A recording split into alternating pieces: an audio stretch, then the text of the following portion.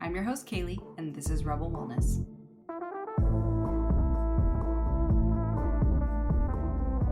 Welcome to Rebel Wellness, your new go-to podcast for redefining your health and well-being. I'm your host, Kaylee, also known as Coach Kales. I'm stoked to have you with us. You just joined a community of amazing souls who are ready to break free from the confines of the often outdated and confusing health advice all around us. In a world overwhelmed by quick fix diets and unrealistic beauty and body standards, us rebels stand for change. If you're like me, you're exhausted with the confusion and polarization just plaguing the social media health scene. My mission is to empower you to step beyond today's diet culture and adopt a holistic health approach paired with the foundations of science for lasting, well-rounded wellness. Through teaching you how to tune in and embrace your mind, body, and soul, we'll reject one-size-fits-all solutions, realigning you on a better path that honors your unique needs and values. With new episodes weekly, this podcast is your new sanctuary for deep wellness exploration, featuring expert advice, real-life stories, and a true commitment to your growth. Your journey to better health and simplicity in life begins now. Let's jump right in.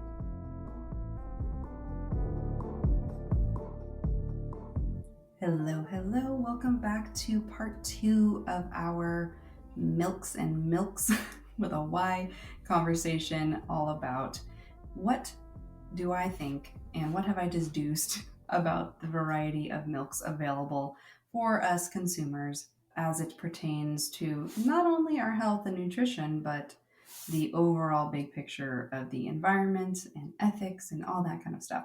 We talked a lot more about that and my perspective in the episode part 1. So if you haven't listened to part 1, go back to that episode. It's episode 59 and get a good, well-rounded understanding around the most classical milk on the scene, cow's milk. And I think you might be surprised about some of the stuff we talk about there. And I do know that some people may not always agree with some of the ways that I have viewed the kind of ethical conversation or environmental conversation, but I just want to make sure that you understand that I completely respect your own opinion, and I hope that you understand that I come from a very well-researched background and being more immersed in the scene where I get the behind the scenes, especially with food science and knowing production and all of that stuff. So it's always from a place of just trying to be real with you guys. I'm always just as real as I can be, and I try to come at it from like the least biased place, even though naturally there's a bias. It's my bias, you know what I mean? But I like to come at these topics with trying to just see a bigger picture, not necessarily demonize things the way that, our food has been so polarized lately, especially like, are you team this? Are you team that? Blah, blah, blah.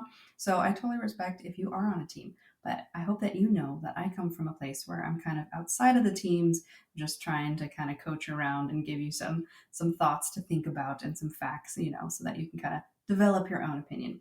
But with that said, today we are talking a lot more in the plant-based milk alternatives zone. So this conversation is definitely for those of you who just either doesn't do well with cow's milk, which is a lot of people, or somebody who just doesn't want to drink cow's milk. Maybe you don't like the taste of it. Like I personally don't really like the taste of like whole milk. Like bleh, it just tastes weird to me. But that's because, like you may have heard in the past episode, I was raised on like lactose-free milk, and then as I got older, it was mostly just almond milk and such because I was lactose intolerant.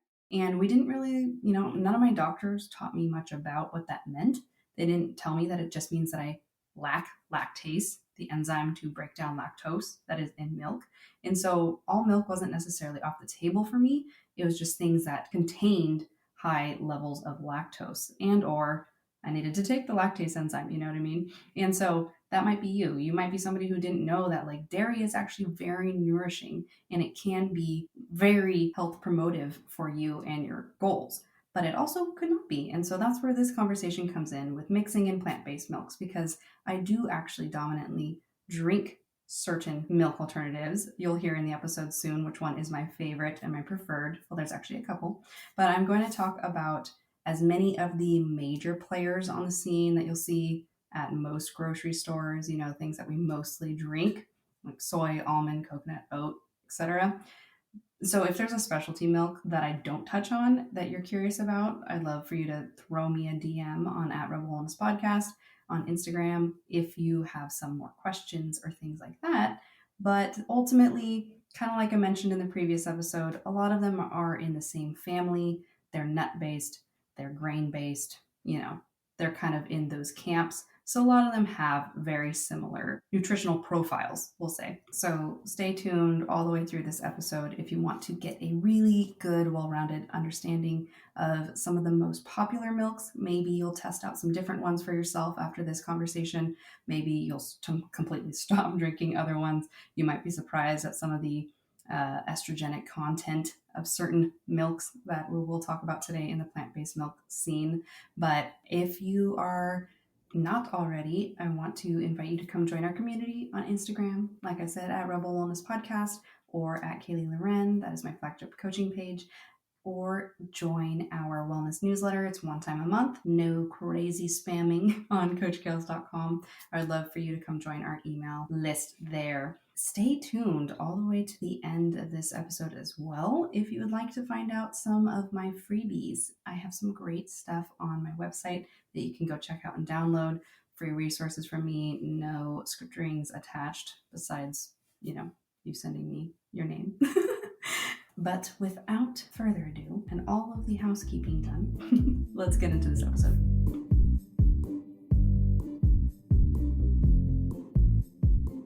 So, plant-based milks, there are a ton out there. I'm going to talk about as many of the most popular, familiar ones that you could probably find at your local health store or market. And that's going to include soy, almond, coconut, oat, macadamia nut, cashew, pea milk, all that jazz. There are definitely more nichey ones like walnut milk, flax milk. I think, what was the newest one I saw? I saw barley milk. There's a lot, okay? But I don't know a ton about longevity studies or nutrient density from a bioavailability standpoint for like barley milk and flax milk and such. So personally in this conversation, I'm going to leave those out. And there wasn't very good like information online about actual studies done on them because they are such nichey, newer milks. So apologies if you are interested in those specific two milks. I'm not going to talk about them a ton. But I will say a large majority of my life, especially because I was lactose intolerant, didn't ever understand much about it. My doctors never really explained it to me. They just said avoid milk or have lactate, good old lactate. And so most of my life in my early years, especially when I made more of those decisions for myself, I honestly was drinking a lot of almond milk because almond milk was like the first popular one that was everywhere. It had a lot more varieties, right? So growing up, I had a lot of almond milk. And now I would say I hardly ever drink almond milk. I occasionally get it because of like the barista version, if that's the only other alternative milk that they have. Lately, because I've been eating more of a paleo carnivore whole food diet, I actually get whole milk now, or I'll do a splash of cream in my coffee if I get it when I'm out, and I get zero issues. But I will say that I used to default to almond a lot because it kind of was the only thing that was available. So I'm sure that a lot of you probably resonate with that. The other popular nut milks would be like cashew, hazelnut, macadamia nut, and they all have pretty good protein sources if we look at them from a nutrient standpoint. They usually have good healthy fats. There's usually naturally occurring vitamins and other nutrients. But there's a lot of people who can't do nuts, so they're not always the greatest for people with nut allergies or intolerances. But the downside as well to nut milks are they do tend to have a lot of additives in them because it helps stabilize the milks. Like if you've ever made almond milk or bought like from a farmer's market, homemade almond milk, it's delicious, by the way. There's actually one in Portland that my friend turned me on to called Amylk, Amylk. If you're up in Oregon, definitely go check it out. Delicious almond milk and definitely a healthy version of almond milk. But store-bought almond milk, because a lot of the times it is going to be highly stabilized with a bunch of different fillers. A lot of those fillers we actually know are not great for long-term use. So consuming it consistently daily or every other day or just multiple times in a week over long periods of times there's a lot of those chemicals in there. I'll tell you a couple of bit about the ones that are less ideal. But that is where we kind of have a downside because nut milks separate a lot because it's basically the nut. All milks are basically the item that the name of the milk is mixed with water. That's pretty much mostly what it is. And then they fortify it or enrich it with other nutrients. Okay, so get out your notebook if you want to make notes of these so that when you're in the grocery store, you can kind of compare the milks you purchase against it. So one of the first things that is not ideal that is in many, especially cheaper nut milks. This also includes oat milk, by the way. Oats are not technically nuts, they're a grain. So that's still in the non-dairy milk. Plant-based milks in general, these are some of the things that you want to try to avoid or consume minimally. So genetically modified oils, we really do want to see just as close to the nut and water as possible. This is why making your own at home is usually the best way, but it's also not convenient, right? So some nuts or plant-based milks need less of these additives, but a lot of the ones, especially like lower quality ones, they add a lot of these in to improve the texture and the taste and all that jazz and the shelf stability. So avoiding the oils like corn, soybean, sunflower seed, safflower, canola. The other ingredients that you'll see that you don't really want are emulsifiers and gums. This is really common because, again, they don't have good structure. Nut milks naturally don't have good structure without a lot of these thickening agents and such. So you'll see things like xanthan gum, guar gum. There's a lot of digestive discomfort and, again, intestinal issues that tends to come from too much xanthan gum consumption. But you also might find issues digesting guar gum. Both of those are technically food safe, but they can cause people issues. Evaporated cane juice or cane sugar, any of that in general, is typically added into a lot of nut milks to help kind of improve the flavor. But it is, it's devoid of nutrients and it is straight sugar. So it's going to get in your blood sugar and spike it immediately, which will have kind of negative effects on your rest of your blood sugar's trajectory for the day, can cause hunger, cravings, a whole bunch of different stuff that is not ideal, especially for somebody who might be working on a diet where you're trying to lose weight or something like that. You want to avoid nut milks that involve cane sugar in general, including like agave syrup and stuff. Basically, it's still processed out of a plant and is a really quick gets in your blood sugar. And so we kind of want to reduce that as much as possible. The sugars that are a little more natural, that like the top two sugars that are the most natural that I would say are the best options for you, are usually maple syrup and honey, and like either raw honey or just like minimally processed honey, and maple syrup that's not been processed either. Those are just like natural sugar from the planet and they are the easiest for the body to deal with in a more productive way, I guess. You can still overeat it though, for sure. But if you're going to add it into something, it is much better than a highly processed simple sugar like cane sugar and such. It is still technically, like maple syrup and honey are still technically simple sugars, but they actually do have natural nutrients involved in them as well, whereas like cane sugar doesn't. The other things to look out for is carrageenan. It is a byproduct from seaweed. It's also used as a thickener, emulsifier, and a stabilizer. There's a lot of different health controversies around carrageenan, honestly, and I actually had a client whose husband worked for Pacific Foods, the like soup company and stuff, and they were dealing with a lot of issues because they would use carrageenan as a stabilizer in a lot of their food products, and they had research that said that carrageenan wasn't a big deal. It's only carcinogenic when it's in like high levels, but at the same time, again, everybody's body is different, and if there was enough issues arising due to carrageenan from people reporting it and talking about it, and it's mainly a lot of different chronic inflammational IBS and gastrointestinal issues, that's usually where you're kind of going to be like, well, if you're getting those things and you're consuming foods that have carrageenan, maybe avoid carrageenan. So that's why you'll see a lot of nut milks and stuff say like carrageenan free as like a little badge of honor on the front of it. And it's kind of like hit or miss whether or not it's actually like really bad for you. But again, if you are consuming it daily, you're dosing yourself frequently and you want to be mindful of that. The final one that is not great is the natural flavors and natural colors.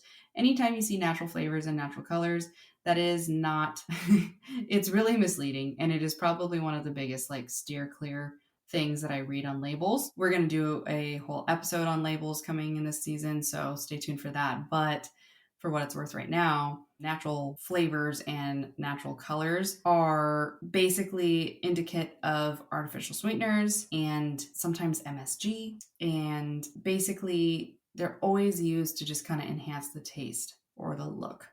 And they're kind of, safe for human consumption again, but they are synthetic and they're enhanced with preservatives and other ingredients that can cause and have caused a lot of people allergies, headaches, and a variety of other health issues. So if you see natural flavors or natural colors on a nut milk or any food product in general, I would kind of question it and probably just put it back on the shelf if you're looking to avoid little additives that do actually add up. It's kind of like sometimes with certain prescriptions, like if you are a female and you used to take oral contraceptives, let's use this example. It might be nichey, but it also is kind of not, because a lot of us, especially babies from the 80s and 90s, we were put on birth control pills immediately, basically, once we started having a cycle, which has a lot of health issues for us now. We're not going to talk about that now, but when you would have your generic brand, or maybe you had a name brand, and then they switched you to the generic where they ensured you that it's the same exact active ingredients and blah, blah, blah, blah. It's like, yeah, but it's the inactive ingredients that are giving me acne now, or bloating, or fat gain, or, hair loss, a whole bunch of these horrible side effects just because of the inactive, quote unquote, ingredients involved in different prescriptions. And that's a real thing. It's a big issue. So similar to that, a lot of these additives in these nut milks, you might be thinking, well, I'm making the greater choice purchasing almond milk, let's say. But if you're buying a cheap version that has a bunch of this crap in it, it's probably more negative for your health than it would have been. So that's something to consider. And that's why it's worth me bringing this up, because it is very important to consider all the ingredients in your nut milk, not just what the label says on the front.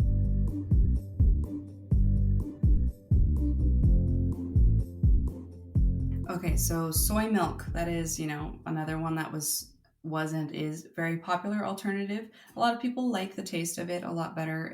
I will say that it does have a different taste to me than most nut milks. It's kind of got a different nuancy taste to it. However, for me personally, I realized as a kid, I would get an allergic reaction to soy milk. I would get an itchy throat, itchy gums sometimes. And it kind of sucked because I did really like soy lattes or whatever, because that was so popular in the early 2000s. But I stopped drinking it because I was like, wow, my body is obviously not really liking it. And then as I got into college and starting to, dissect and learn more nutrition factors, the biggest downside to soy milk, especially if it's not organic, is that it contains more than other plant-based milks and plant-based products. It contains more phytoestrogens than you should have on a daily basis. This is really interesting. I have an interesting story for you guys here in a second. But the thing that's really important is that some people like to drink soy milk because it does have a good 9 essential amino acid profile, which makes it closer to a complete protein. But the long-term consumption of it, when you're consuming a lot of these phytoestrogens, which is basically a plant-based estrogen that your body doesn't produce through your own natural endocrine system, it's gained only through eating plants that are classified as phytoestrogens. So soy is a major one for that. Even though it's natural, it can be a way for your body to have and accumulate too much estrogen, and it can very much and has contributed to a lot of people's hormone imbalances, like the situation called estrogen dominance in both men and women. So soy milk in the grocery store that is most available, especially if it doesn't say organic, it's highly processed and genetically modified, and typically has quite a bit of pesticides involved in it. So steering clear from soy milk is my usual best recommendation. I would say it's pretty low on the totem pole of top milks that I would recommend that you drink for health, especially if it's something you drink consistently. Once in a while, totally okay. You know how it goes. But I do want to make sure that you know that I would not recommend you drink that weekly. But the interesting story I was going to say is on the phytoestrogen note, I actually had a client who would drink about, I would say, a venti soy latte with one of her girlfriends that she would walk with 3 times a week. But big, big venti latte. And she came to me and she was like, oh no, my mammogram came back that I have these little like calcifications, like potentially precancerous showing up, and they're like kind of everywhere in my breast tissue and blah, blah, blah. My doctor's like wanting me to try to like start to evaluate, to make sure that if I need to go in for some preventative cancer care, yada, yada, yada. I was like, first thing I think, as usual, what are you eating? So I asked her, well, what do you consume daily? Do you consume a lot of soy? Because I remember in my schooling that soy is a phytoestrogen. And if you are somebody who is more trending towards cancer, especially breast cancer, you usually are a person who doesn't process estrogen in a healthy detox pathway. And that means that you could be negatively influencing that trajectory of cancer cells developing because of estrogen if you're also consuming phytoestrogens, because you're raising the estrogen load in your body. So I asked her, I was like, are you drinking soy milk? And she goes, yeah, I have my venti soy latte like 3 or 4 times a week. I was like, okay, like I just said, learned in school, this or that, phytoestrogens, big issue. Maybe try cutting that out and see how it goes. She's like, oh, bummer. She's like, what milk can I switch to? And I was like, well, you can try almond milk, or you can switch to like a different kind of coffee or tea, this or that. And so she cut it out. She had to go back for her like month marker screening for her mammogram because they saw all of these. And literally in a month, guys, and I'm not making the story up, I could call her, I almost said her name. She'd never listen to this, so it wouldn't matter. But I like to keep my clients, kind of anonymous on my podcast. But anyways, she was like, you will never believe it. Literally, I have no more of those calcifications showing up on my mammogram. And I was like, are you serious? And she's like, yeah, they're completely gone. There was nothing there anymore. And my technician was like, what happened? And she's like, I cut out my soy lattes. And she was like, oh my God. And so when people say that, like, oh, the soy thing isn't real with the estrogens, it really is. It really is, especially if you're going for like barista soy. They don't care if it's organic. Most cafes you go to, they care about the bottom line like any other business, and they're going to just buy, unless they say it outwardly, they're just going to buy the regular cheapest stuff, the mass produced stuff. So be very intentional about your soy milk consumption if you are somebody who is dealing with like estrogen dominance. If you have a lot of body fat patterning in your thighs, in your belly, in your boobs, you are potentially somebody who is estrogen dominant, like excess, like it's not just natural fat, it's like you're above the 40% body fat zone. That is something to be paying attention to. And you do really want to make sure of that, especially if you have any sort of breast cancers in your family. So that's like a little tangent, but it's important to note with soy milk because it's a conversation I have to have often with a lot of my clients who do drink soy milk. And we pretty much always get them off of soy milk because it's not necessarily worth it to me. And if you're going to have soy products, like I said, always go for the non-GMO organic as much as possible, okay?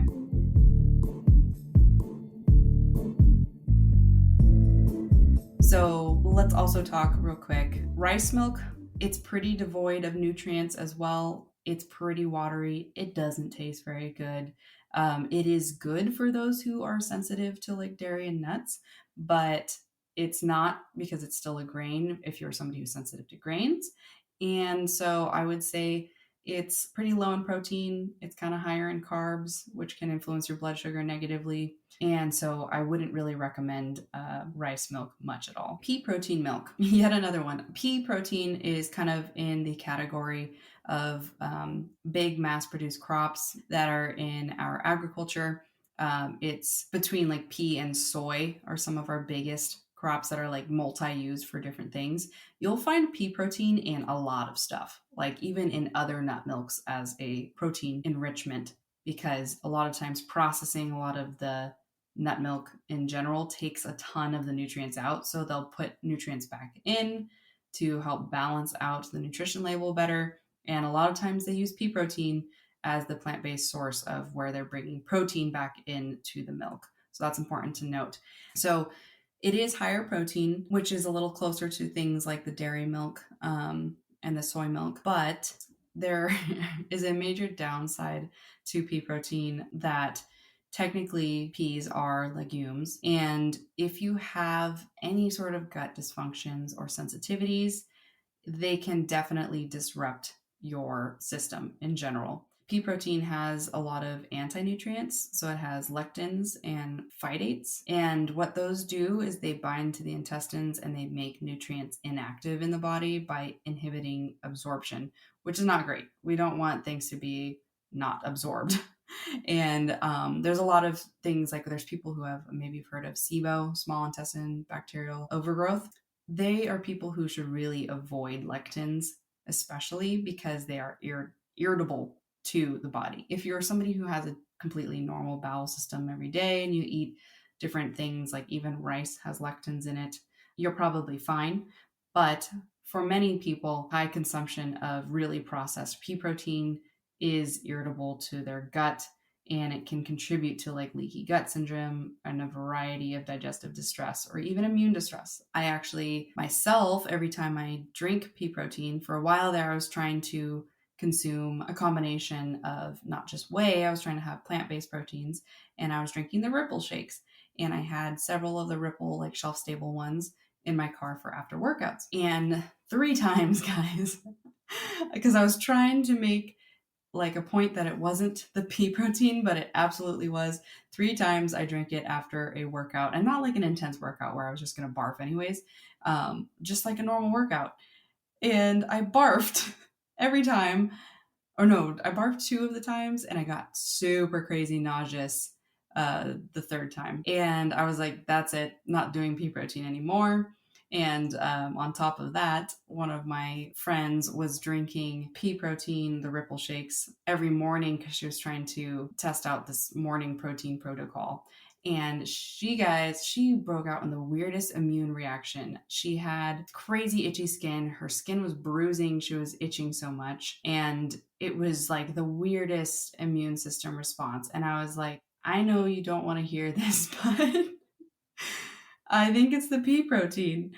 And sure enough, when she stopped it, it went away. So I would be very careful, because there's a good chance too that there's a lot of glyphosate in the pea protein, which is going to bring me to the next topic of oat milk, which a lot of people are constantly arguing about on social media. So I'm sure a lot of you have been waiting to hear my take on oat milk. But pea protein, I would say, be kind of mindful when you're consuming it as well. It can become problematic for a good amount of people. So make sure that you check in with yourself when you're drinking that.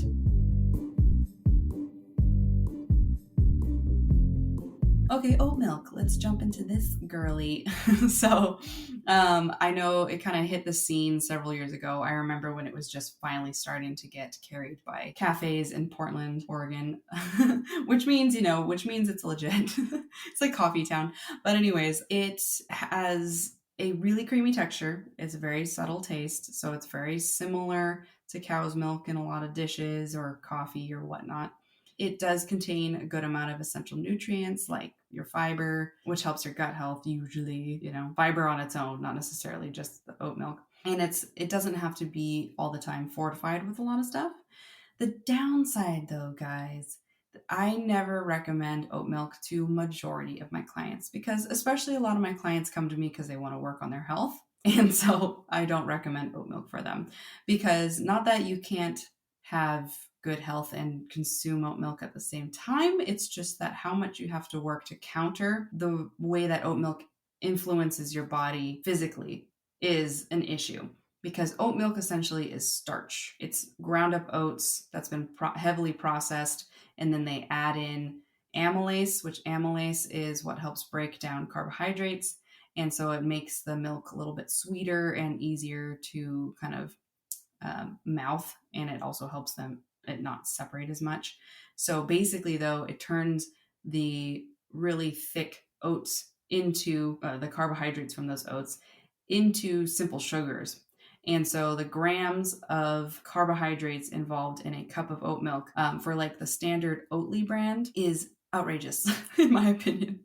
If you are somebody who gets an oat milk latte from the barista edition, a cup of the barista Oatly, which is roughly how much milk they put in a latte, a standard size latte, more if it's a bigger latte, is 16 grams of carbs, guys, and 7 grams of fat and 3 grams of protein. So you're drinking carbs and fat mostly. And it's starch with sometimes added sugar, and hardly any oat milk is organic and gluten-free because it's just another way for them to repurpose oats, really. And so ideally, why this matters is because most, like if we were to look and compare most nut milks or milks, yeah, all the milks in general, you're going to get more carbohydrates in cow's milk because that's just a natural factor of it, but it balances out by the fact that it matches in protein what it has in carbs typically.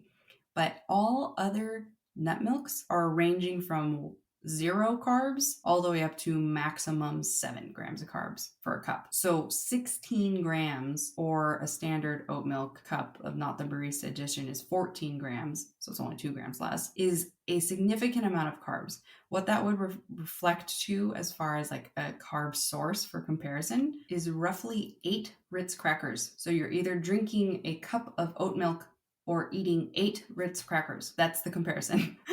And you can look it up too. I use my MyFitnessPal to compare the two. And that's nuts. No pun intended. Because there is no nuts, it's all oats. But that's way too much from my perspective as a nutritionist. We are usually over consuming a lot of carbohydrates depending on how you eat, unless you are somebody who is not eating carbohydrates at all. But you wouldn't be drinking oat milk if that were the case. So for people who need to be managing their carbohydrate intake in general, especially if they're dealing with trying to manage their body fat percentage or blood sugar management, maybe they're pre-diabetic or things like that, oat milk is just really not what's up. It is definitely far too high in carbohydrates. You usually are not balancing it out because unless you're adding protein in, you're not going to be balancing out that hit of carbohydrates to your body. And especially because oat milk has amylase added to it to break it into the more simple sugars, it's going to spike your blood sugar pretty immediately once you're consuming it. So my best tip would be, if you can calculate, like pay attention to how much oat milk you're drinking, because cup for cup, you need to be paying attention to that, because easily 3 cups throughout your day, you're already having around 40 grams of carbohydrates or more, which would look like a whole cup of white rice, a little bit more than a whole cup of white rice in drinking. And we really try to orient most of our beverages daily into lower carb, moderate to low fat, and you can have a good amount of protein in a drink. Protein is that nutrient that you can always have a good amount of. It's not really going to have an issue for you unless you have a specific kidney problem. So that's important to note. So I know that it's kind of crappy. I know a lot of people don't want to know that, but especially from the multitude of arguments on either side, dietitians slamming dietitians, nutritionists slamming nutritionists, health person yelling at health person, all over social media. When it comes down to it, oat milk really doesn't have a good place in our diet, and it is kind of wildly popular now because it tastes so creamy. But people really don't realize they're just drinking starch. They're just drinking starches. And you're getting enough starches usually in your diet already, so you're adding more starches to it. So a lot of people might even find if they remove their daily oat milk consumption, they might naturally have a better blood sugar management day and also lose unexpected weight, because blood sugar problems as well as excess carbohydrates mean fat gain and or stubborn fat. So if you're somebody who is having an issue losing excess fat and you drink oat milk daily, you might want to consider swapping to one of the next milks I'm about to talk about, because the next milks I'm going to finish out this conversation with are my top choices for alternative milks, along with a grass-fed cow's milk if you're somebody who wants to stick to dairy. So if you're somebody who likes a more nut-based milk and you can have nuts, my top recommendation over almond milk would be macadamia milk. So currently the main company that produces macadamia milk is Mylkademia is the brand. You can find them online at Thrive Market. You can find them at a lot of stores, especially Whole Foods and such, and they are not outrageously priced compared to some other specialty milks, but they're not super cheap either, but you can commonly find them on sale. I think it's usually like $5 or $6 max a carton. They are shelf stable, which is great, and they do, I recommend the unsweetened vanilla version. That is definitely much better than the sweetened one.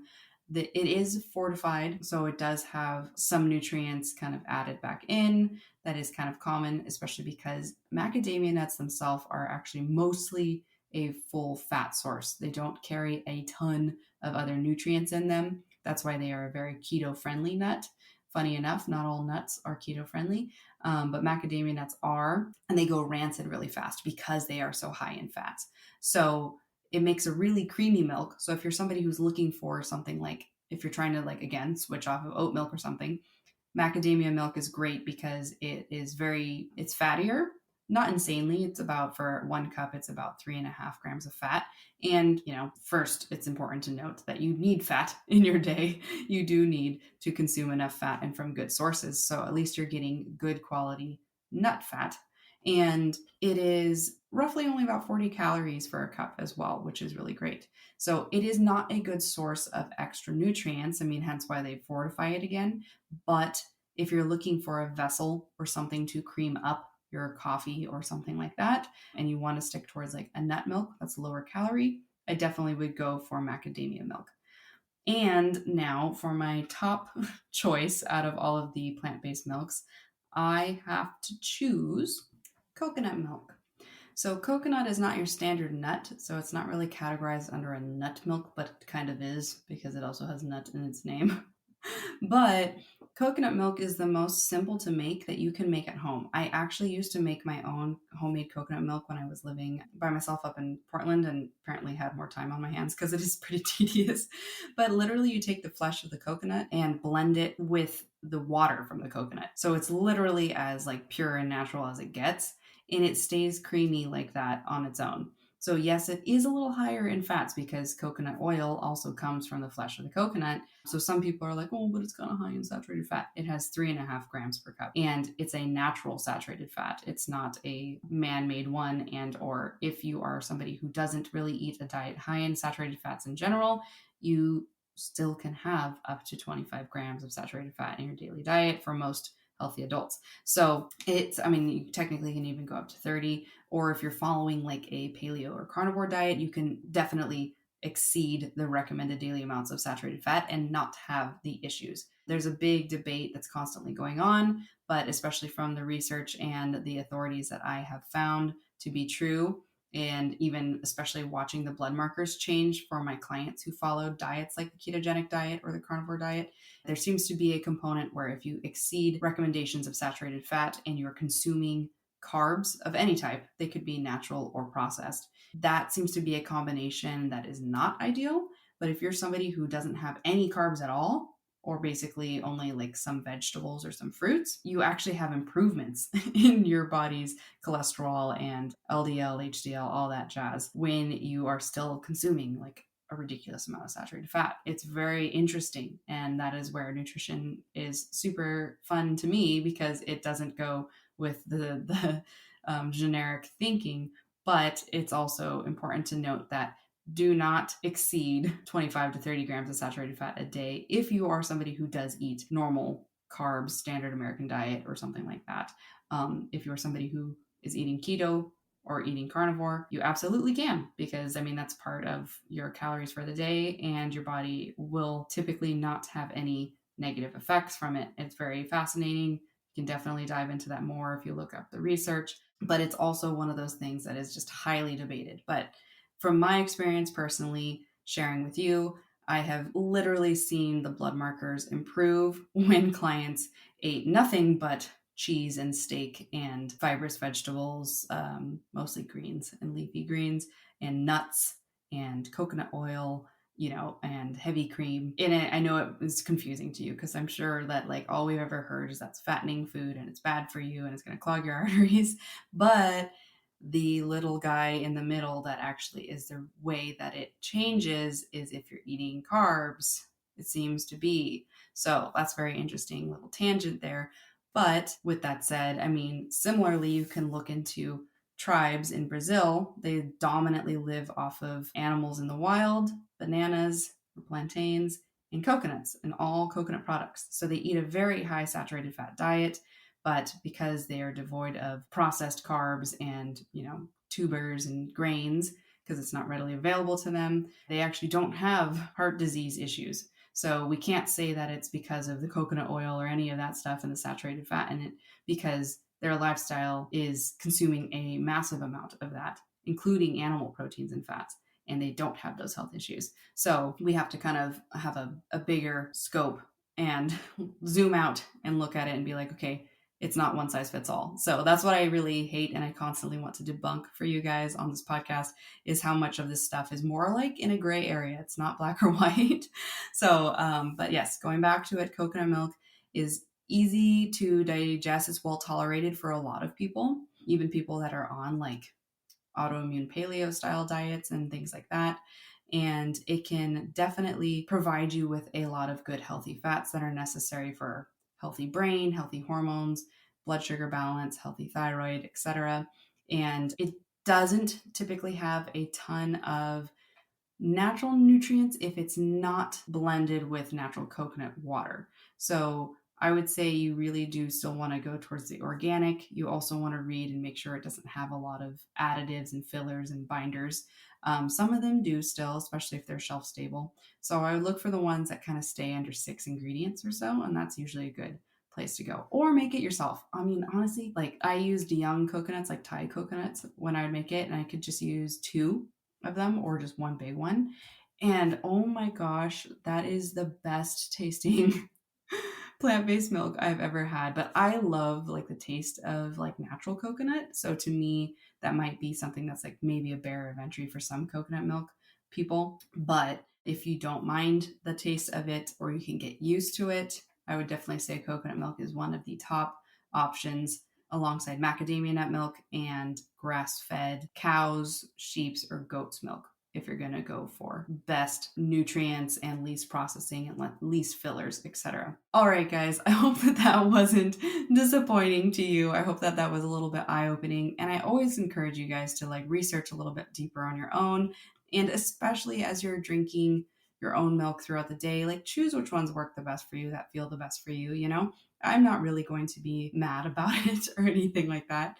It's important to take the wheel with your own nutrition, and I always just want to encourage you to do that more. And the more you know, the better choices you can make, right? And so it's really important for you to feel empowered and a little bit more solid in your understanding of the nutrition choices you make, because sometimes when we're far removed from it, we find ourselves in poor health or having some issue and we're like, I don't know what it could be. But as you learn more and you realize this could be because I've been consuming this food more recently or this or that, you know, asking those questions really gives you a lot of power back, and it really helps you become an active person embodying your meat suit. You know what I mean?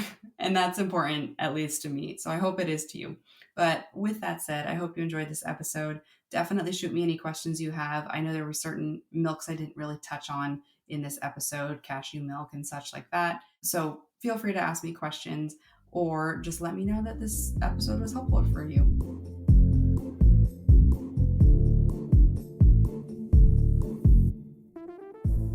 All right, Rebel, there you have it. That is all the information I think is worth knowing at the moment as far as the plant-based milk alternative conversation goes. I hope you learned some new stuff today. There's definitely some interesting angles to different types of these milks. And, you know, I didn't talk about it too much, but it is something to be said about fortification of different, you know, alternatives of dairy that are basically that lost and or never had certain nutrient profiles. And so it's important to know that sometimes, even though it's added back into those milks, your body may not be actually able to utilize those nutrients. So we want to make sure that if you're somebody who is plant-based, that you're paying attention to other food sources that are plant-based that do naturally have as many of those nutrients as possible, and or a very good high quality vitamin, multivitamin, you know, different supplements that can get into your body and help you absorb all of those different fortification nutrients and minerals that they usually do add into plant-based milks. I did want to add that in there because it is important to know that sometimes just because it says it's in it doesn't mean that that form that they fortified the milk with is actually usable, aka bioavailable is what we call it. I actually have all of my top recommendations of daily supplements that are great quality, linked on my website under the Amazon link if you go to my resources on coachkales.com. So check that out if you want some of my best recommendations straight from Amazon, so it'll be easy for you to order straight to your house. But that is all for part 2 of the Mylk conversation, the great Mylk debate. I hope that this was a good topic for me to cover for you and it answered a lot of the questions. And I hope that you have a very good rest of your week. I appreciate you being here listening to this 2-parter. If you are new here, I want to make sure that you know that I am always open to topic suggestions. And we do have a little segment occasionally where we answer listeners' questions all around health and wellness, of course. And so if you do have a question you'd like for me to answer in one of the episodes, you can always shoot me either a DM or email me, from my website. I'd love to invite you to share this episode with somebody you think might need to know what we talked about today. And I would love if you enjoyed this episode to give us a 5-star rating to help our podcast grow and spread the health to more and more people. So celebrate your strength and nourishment, walk with confidence, and I will catch you next week on another episode of Rebel Wellness.